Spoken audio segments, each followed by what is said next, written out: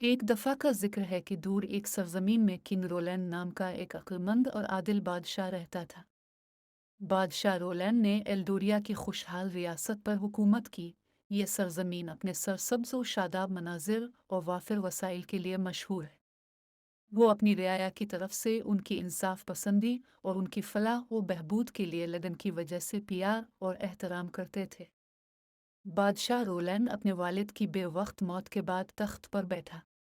अपनी कम उम्री के बावजूद इसके पास फितरी करिश्मा और गहरी जहानत थी, जिसकी वजह से वो आसानी के साथ बादशाही पर हुक्मरानी करने की पेचीदगियों में तशरीफ़ ले जाते थे। वो अपने वालिद की अमन और खुशहाली की मीरास को जारी रखने के लिए पुरज़्म थे।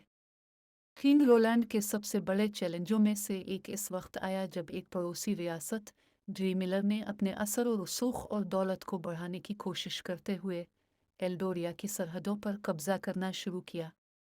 किंग रोलैंड ने सिफारतकारी की अहमियत को समझा और तनाज़ा को पुरअमन तरीके से हल करने की कोशिश की। उसने ड्रीमलरीन बादशाह किंग फ्रेडरिक को अपने दरबार में मदऊ किया ताकि वो अपने इख्तलाफात पर तबादला ख्याल करें और बाहमी तौर पर फ़ायदामंद हल तलाश करें। घंटों की बातचीत के जरिए किंग रोलैंड महारत से किंग फ्रेडरिक के साथ समझौता करने में कामयाब हो गया।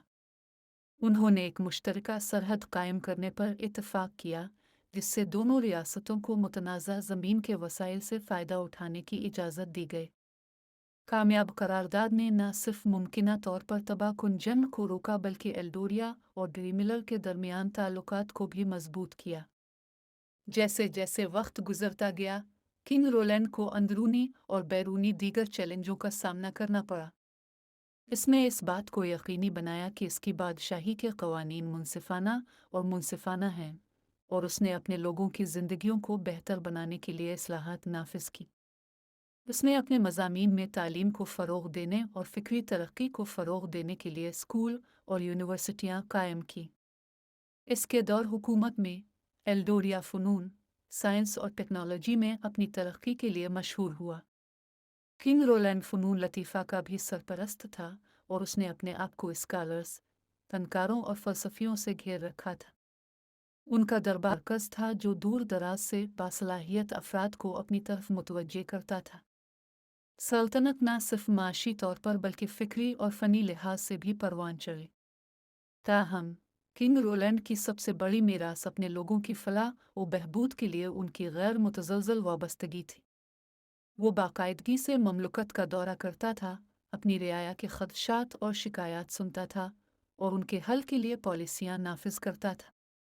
उन्होंने बुनियादी ढांचे के मंसूबों में सरमायाकारी की, सेहत की देखभाल की सहूलियात को बेहतर बनाया और इस बात को यकीनी बनाया कि गरीबों और कमज़ोरों का ख्याल रखा जाए।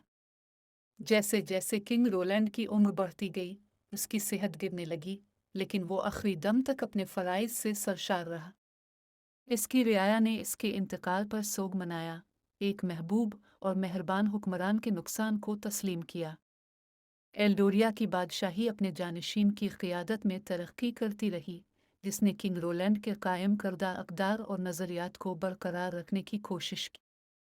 आज तक किंग रोलैंड को एल्डोरिया की तारीख़ के अजीम तरीन बादशाहों में से एक के तौर पर याद किया जाता है। इसका दौर हुकूमत, हिकमत, सिफारतकारी और हमदर्दी की ताकत का सबूत है।